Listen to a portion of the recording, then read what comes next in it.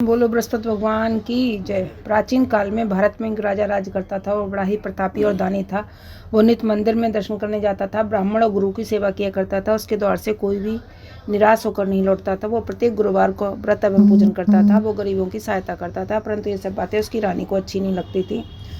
वो न व्रत करती, न किसी को पैसा दान में देती थी। राजा से भी ऐसा करने को मना किया करती थी। एक समय राजा शिकार खेलने वन को गए हुए थे। घर पर रानी उदासी थी। उस समय गुरु बृहस्पति देव एक साधु का रूप धारण कर राजा के दरवाजे पर भिक्षा मांगने गए तथा भिक्षा मांगी तो रानी कहने लगी, हे साधु महाराज, मैं इस दान और पुण्य से तंग आ गई हूँ।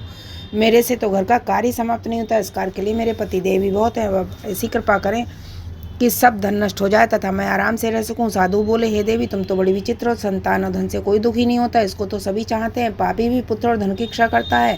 अगर आपके पास धन अधिक है तो भूखे मनुष्यों को भोजन कराओ, प्याओ लगवाओ, ब्राह्मणों को दान दो, कुआं, तालाब, बावड़ी आदि धर्मशाला बनवाओ, बाग बगीचों आदि के निर्माण करो, निर्धन मनुष्यों की कुंवारी कन्याओं का विवाह करवाओ और अनेकों यज्ञ आदि धर्म करो। इस प्रकार के कर्मों से आपके कुल का और आपका नाम परलोक में सार्थक होगा, स्वर्ग की प्राप्ति होगी। मगर वो रानी इन बातों से खुश न हुई। वो बोली, हे साधु महाराज, मुझे ऐसे धन की आवश्यकता नहीं जिसको मैं और मनुष्यों को दान दूं तथा जिसको रखने उठाने में मेरा सारा समय बर्बाद हो जाए। साधु ने कहा, हे देवी, तुम्हारी ऐसी इच्छा है तो ऐसा ही होगा। मैं तुम्हें बताता हूँ, वैसा ही करना। बृहस्पतिवार के दिन घर को गोबर से लिपना, अपने केसों को धोना, केसों को धोते समय स्नान करना, राजा से कहना हजामत बनवाए, भोजन में मांस मदिरा खाना, कपड़ा धोबी के यहाँ धुलने डालना। इस प्रकार 7 बृहस्पतिवार करने से तुम्हारा सब धन नष्ट हो जाएगा। ऐसा कहकर वो साधु महाराज वहाँ से अंतर्ध्यान हो गए।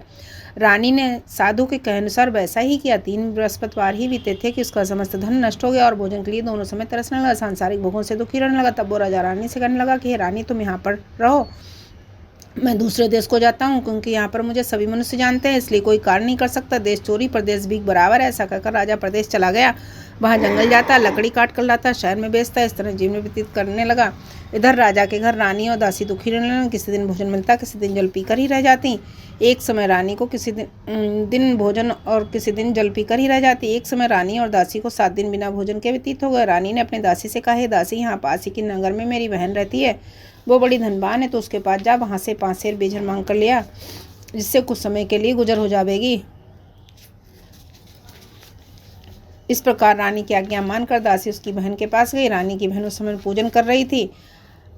दासी पूजन कर रही थी क्योंकि उस रोज बृहस्पतिवार था। जब दासी ने रानी की बहन को देखा और उससे बोली, हे रानी, मुझे तुम्हारी बहन ने भेजा है, मेरे लिए 5 सेर बेजर दे दो। इस प्रकार दासी ने अनेक बार कहा, परंतु रानी की बहन ने कुछ उत्तर नहीं दिया, क्योंकि वो उस समय बृहस्पतिवार की कथा सुन रही थी। इस प्रकार जब दासी को किसी प्रकार का उत्तर नहीं मिला तो बहुत दुखी हुई, क्रोध भी आया, परंतु वो बिना कुछ कहे लौटकर अपनी रानी के पास आकर बोली, हे रानी, तुम्हारी बहन तो बहुत ही घमंडी, वो छोटे लोगों से भी बात नहीं करती, इसलिए उसने मेरी कोई बात का उत्तर नहीं दिया। मैं वापस चली आई। रानी बोली, हे दासी, उसमें उसका कोई दोष नहीं। जब बुरे दिन आते हैं तब कोई सहारा नहीं देता।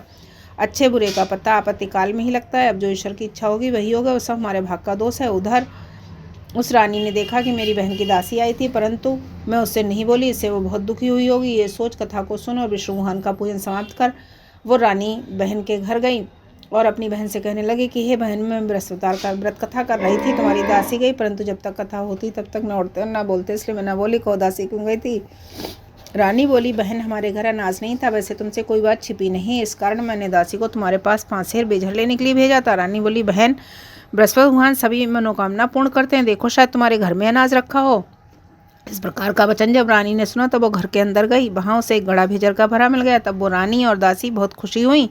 दासी कहने लगी, हे रानी, देखो, वैसे जब हमको अन्न नहीं मिलता तो हम रोज ही व्रत करते हैं, अगर इनसे व्रत की विधि और कथा पूछ ली जाए तो हम भी क्या करेंगे। तब उस रानी ने अपनी बहन से पूछा कि हे बहन, बृहस्पतिवार के व्रत की कथा कैसे है तथा ये व्रत कैसे करना चाहिए। रानी की बहन ने कहा, बृहस्पतिवार के व्रत में चने की दाल मुनक्का से विष्णु भगवान की केले की जड़ में पूजन करें तथा दीपक जला में पीला भोजन करें, कहानी सुने, इससे बृहस्पति भगवान प्रसन्न होकर अन्न, पुत्र व धन देते हैं। इस प्रकार रानी और दासी दोनों ने निश्चय किया कि बृहस्पति भगवान का पूजन जरूर करेंगे। 7 दिन बाद जब बृहस्पतिवार आया तो उन्होंने रखा घुड़साल में जाकर चना गुड़ मिला, इसके दाल से केले की जड़ में तथा विष्णु भगवान का पूजन किया। भोजन पीला कहाँ से आया? बेचारी बड़ी दुखी हुई, परंतु उन्होंने व्रत किया था, इस कारण गुरु भगवान प्रसन्न थे। 2 थालों में सुंदर पीला भोजन लेकर आए और दासी को देकर बोले, हे दासी, तुम्हारे और रानी के लिए भोजन है, तुम दोनों कर लेना। दासी भोजन पाकर बड़ी प्रसन्न हुई। रानी से बोली, चलो रानी जी, भोजन कर लो।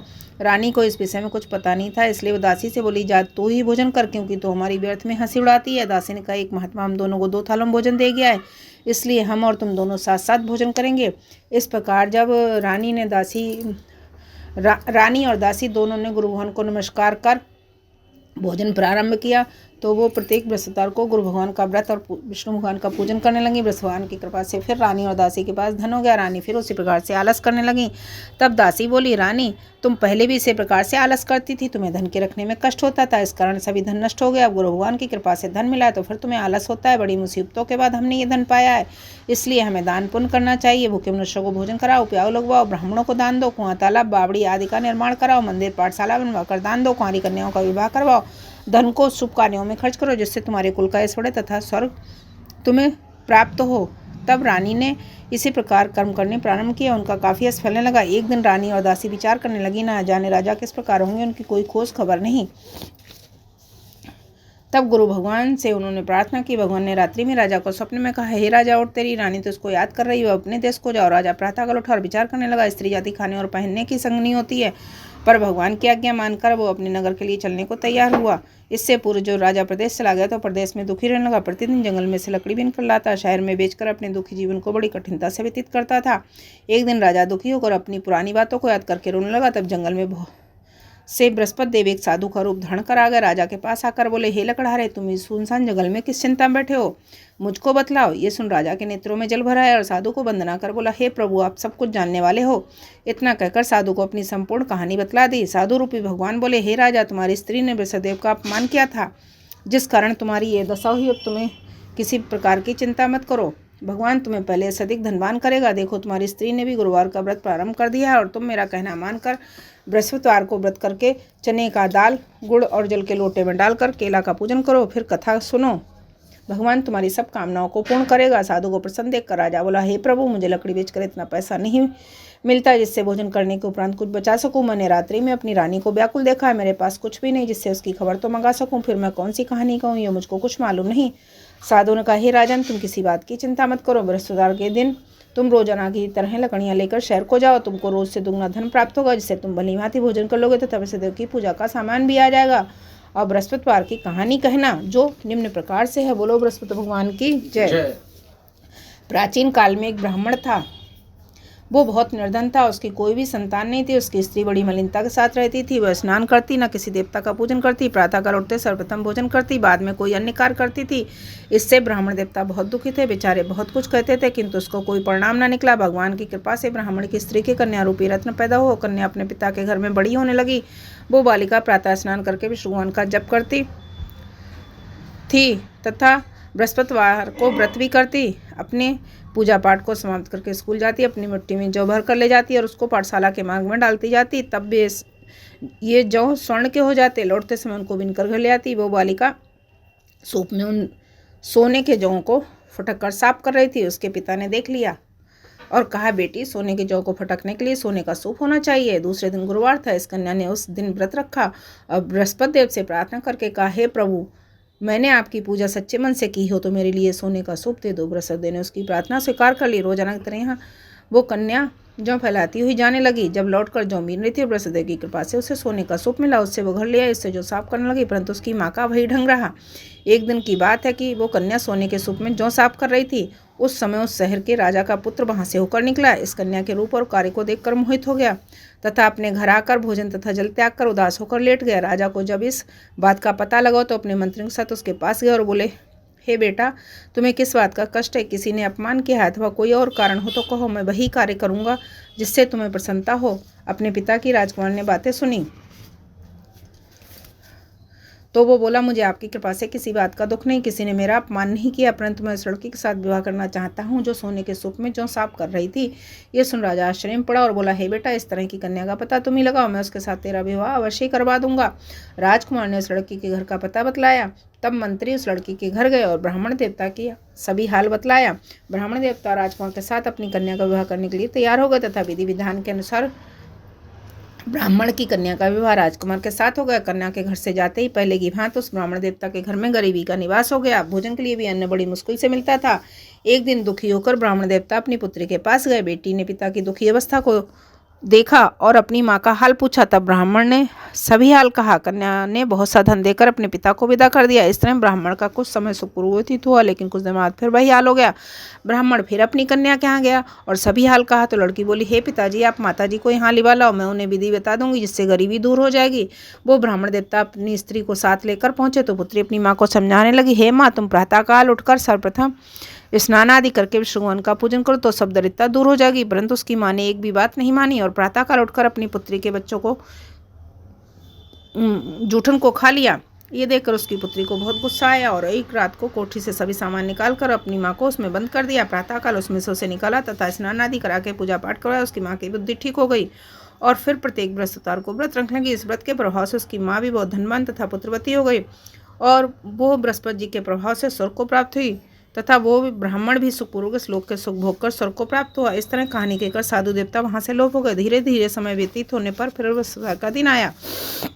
राजा जंगल से लकड़ी काटकर किसी शहर में बेचने गया। उसे उस दिन हर दिन से अधिक पैसा मिला। राजा ने चना गुड़ आदि लाकर बृहस्पतिवार का व्रत किया। उस दिन से उसके सभी दुख दूर हो गए, परंतु जब दोबारा बृहस्पतिवार का दिन आया तो बृहस्पतिवार का व्रत करना भूल गया। इस कारण वह भगवान नाराज हो गए। उस दिन उस नगर के राजा ने विशाल यज्ञ का आयोजन किया तथा शहर में घोषणा करा दी कि कोई भी मनुष्य अपने घर में भोजन न बनावे, न आग जलावे, समस्त प्रजा मेरे यहाँ भोजन करने आवे। इस आज्ञा को जो न मानेगा उसको फांसी की सजा दी जाएगी। इस तरह की घोषणा संपूर्ण नगर में करवा दी गई। राजा की आज्ञानुसार शहर के सभी लोग भोजन करने गए, लेकिन लकड़हारा को देर से पहुंचा, इसलिए राजा उसको अपने साथ घर लिवा ले गए। जब वो उस घर में भोजन करा रहे थे तो रानी की दृष्टि उस खूंटी पर पड़ी जिस पर उसका हार लटका हुआ था। वो वहां पर दिखाई नहीं दिया। रानी ने निश्चय किया कि मेरा हार इस मनुष्य ने चुरा लिया है और उसी समय सैनिकों को बुलवाकर जेलखाने में डलवा दिया। जब राजा जेलखाने में पड़ गया तो बहुत दुखी होकर विचार करने लगा, न जाने कौन से पूर्व जन्म से के कर्म से मेरे लिए दुख प्राप्त हुआ है। वो उसी साधु को याद करने लगा जो जंगल में मिला था। उसी समय तत्काल वह सदैव साधु के रूप में प्रकट हो गए और उसकी दशा को देखकर कहने लगे, अरे मूर्ख, तूने बृहस्पति देवता की कथा नहीं करी, इस कारण तेरे को दुख प्राप्त हुआ है। चिंता मत कर, बृहस्पतिवार के दिन जेल खाने के दरवाजे पर रुपए पड़े मिलेंगे, उनसे तू बृहस्पति की पूजा करना, तेरे सभी कष्ट दूर हो जाएंगे। बृहस्पतिवार के रोज उसे रुपए पड़े मिले।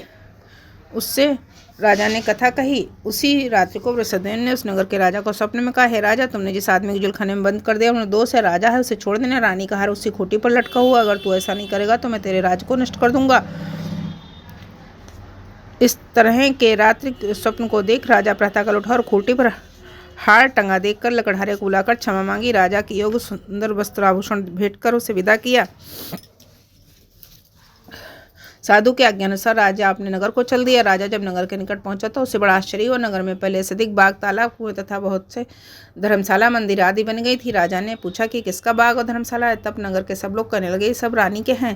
राजा को आश्चर्य, गुस्सा भी आया। जब रानी ने खबर सुनी कि राजा आ रहे हैं तो उसने दासी से कहा कि हे दासी, देख राजा हमको कितनी बुरी हालत में छोड़ गए थे, वो हमारी ऐसी हालत देखकर लौट ना जाए, इसलिए तू दरवाजे पर खड़ी हो जा। रानी के आज्ञानुसार दासी दरवाजे पर खड़ी हो गई। राजा आए तो उन्हें अपने साथ लिवा लाई। तब राजा ने क्रोध करके अपनी तलवार निकाली और पूछने लगा, बताओ तुम्हें धन कैसे प्राप्त हुआ है। तब उन्होंने कहा कि हमें ये सब धन बृहस्पति के व्रत के प्रभाव से प्राप्त हुआ है।